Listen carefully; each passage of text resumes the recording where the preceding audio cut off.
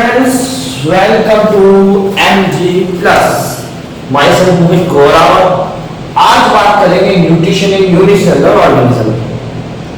Welcome, आपका class में स्वागत है। क्लास लाइफ प्रोसेस की, और लाइफ प्रोसेस में हमने पहले डिस्कशन कुछ चीजों के बारे में कर लिया है। लाइक हमने पहले ऑटोट्रॉपिक हेटेरोट्रॉपिक के बारे में डिस्कशन किया, जहां पे ऑटोट्रॉपिक में मैंने क्या बात की थी, जो सनलाइट की हेल्प से या इनऑर्गेनिक सब्सटेंस की हेल्प से, सनलाइट, कार्बन डाइऑक्साइड, वाटर, इनकी हेल्प से अपना क्या कर रहे हैं, फूड सिंथेसिस कर रहे हैं, वो सब क्या हो गए आपके ऑटोट्रॉपिक।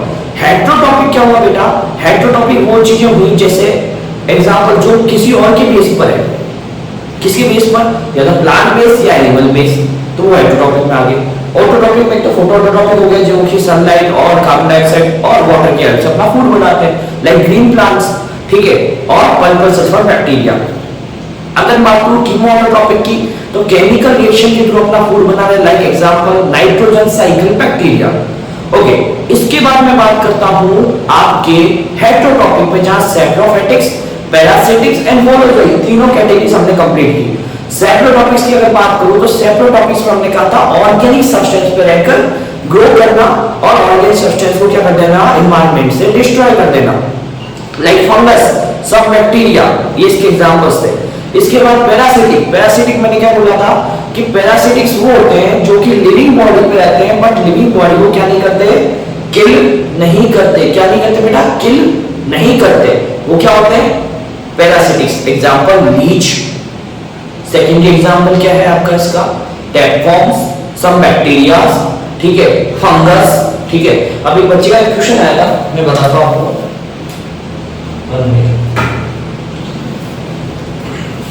एक बच्चे का क्वेश्चन है सर कि जो फंगस है वो सैप्रोफाइटिक में भी आती है और पैरासिटिक में भी आती है। हाँ बेटा, दोनों में आती है। सैप्रोफाइटिक में कैसे आती है बताओ सर? तो सैप्रोफाइटिक बेटा जो वो ऑर्गेनिक सब्सटेंस पे रहेगी, लाइक अगर वो ब्रेड के ऊपर रहती है और ब्रेड को किल कर देती है, इसलिए वो सैप्रोफाइटिक्स में भी काउंट की जाती है। और ह्यूमन बॉडी पे या एनिमल बॉडी के ऊपर भी फंगस लग जाती है, प्लांट बॉडी पे भी फंगस लग जाती है, तो वो लॉस तो हमें किल तो नहीं कर रही, इसलिए हम उसको पैरासिटिक में भी काउंट करते हैं। क्लियर बेटा? होलोजोइक क्या है? जहां पर कॉम्प्लेक्स सब्सटेंस इंटेक्ट करते हैं और सिंप्लेक्स फॉर्म में कन्वर्ट करके उससे एनर्जी कन्वर्ट करते हैं, उसे बोलेंगे होलोजोइक, लाइक ह्यूमंस है ना, मोस्टली एनिमल्स। चलिए अब बात करते हैं, हमारे पास नेक्स्ट टॉपिक आ जाता है न्यूट्रिशन इन यूनिसेलुलर ऑर्गेनिज्म। क्या मैं बोल रहा हूं मेरा पापा? Unicellular organism. What is unicellular organism? ऐसा ऑर्गेनिज्म जो सिंगल सेल से बना हुआ है, वो सिंगल सेल ही सारे वाइटल फंक्शन परफॉर्म करे, like example amoeba, paramecium, microscopic animals जो सिंगल है और क्या कर रहे हैं, सारे परफॉर्म कर रहे वाइटल फंक्शन, जैसे ग्रोथ भी वही करते हैं, रिप्रोडक्शन भी वही करते हैं, डाइजेशन भी वही कर रहा है सेल, और रेस्पिरेशन भी वही सेल कर रहा है। तो ये सारी एक्टिविटी सिंगल सेल अगर परफॉर्म करती है तो उसे बोलेंगे यूनिसेलुलर ऑर्गेनिज्म। तो आप पहले बात करते हैं यूनिसेलुलर में डाइजेशन की यानी न्यूट्रिशन की, फिर हम बात करेंगे मल्टी सेलुलर के अंदर यानी ह्यूमंस और प्लांट्स में।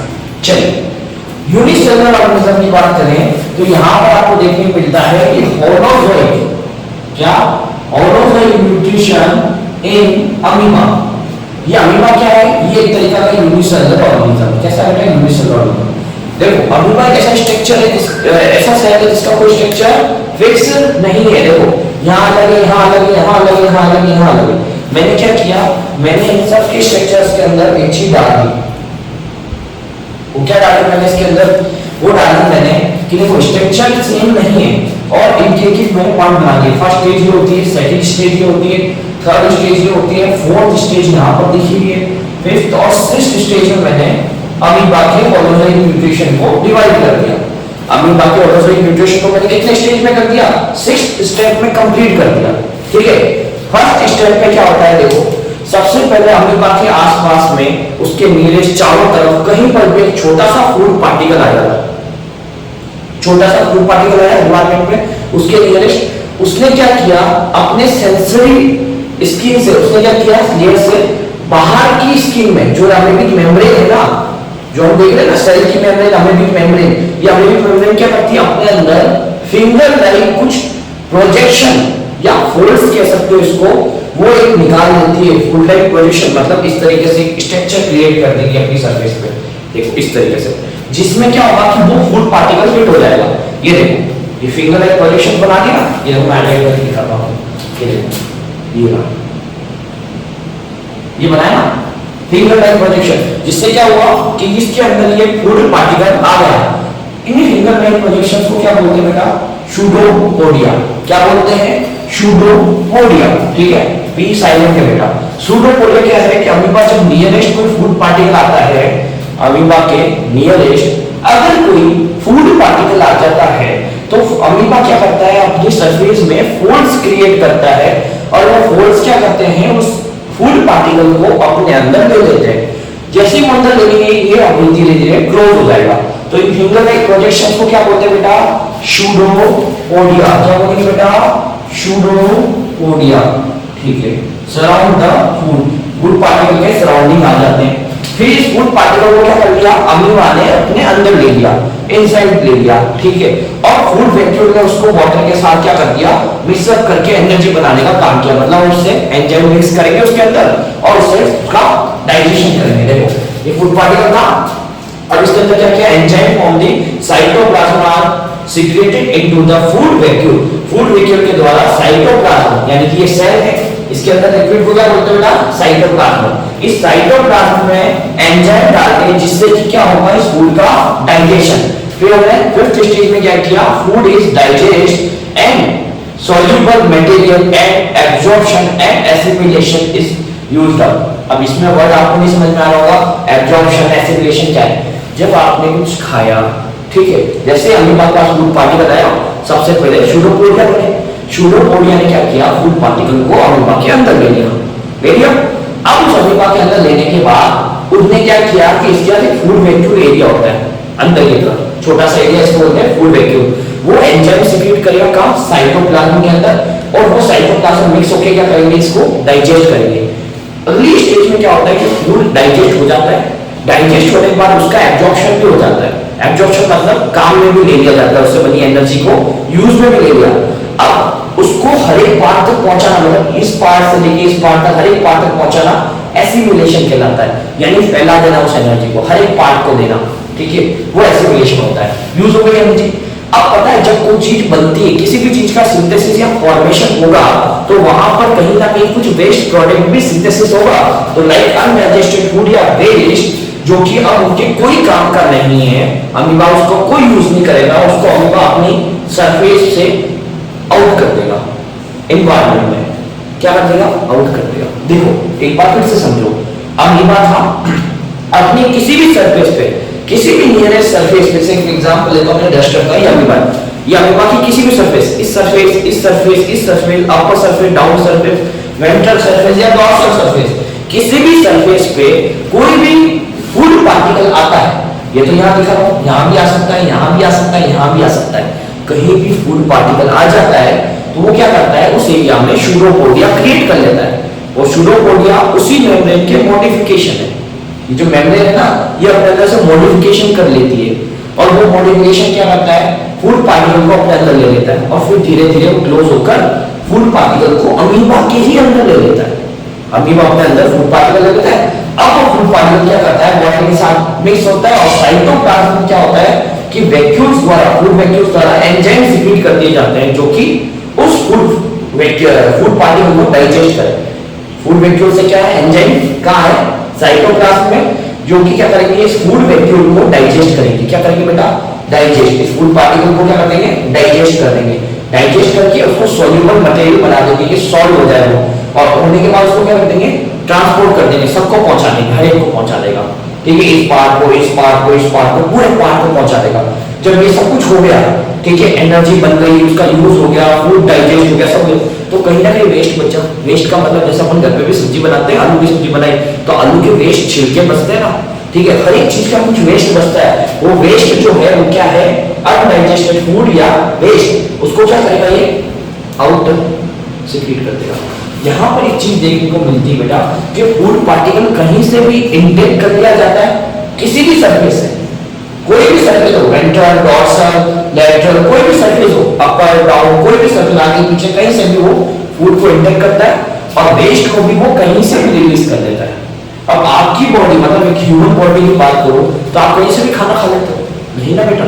एक पर्सनल एक एरिया है जिसे हम माउथ कहते हैं, इसके थ्रू क्या खाया जाता है, खाने को इंटेक किया जाता है। एग्जिट करने का भी एक जरिया है हमारे पास, वेस्ट प्रोडक्ट या अनडाइजेस्टेड फूड को निकालने का भी एक जगह है जिसे बोलते हैं एनस, बोलते ही नहीं, एनस के थ्रू बाहर रिलीज करते हैं। तो हमारी बॉडी में एक स्पेसिफिक जगह है, एक प्लेस है जहां से हम इनटेक और आउटटेक करते हैं, है ना। इनटेक करते हैं, एग्जिट करते हैं, इनटेक करते हैं एग्जिट। जैसे आप सिटी मॉल वगैरह में गए ना, बड़े बड़े मॉल्स में, चाहे एंट्री अलग से होती है, एग्जिट अलग से होती है ना।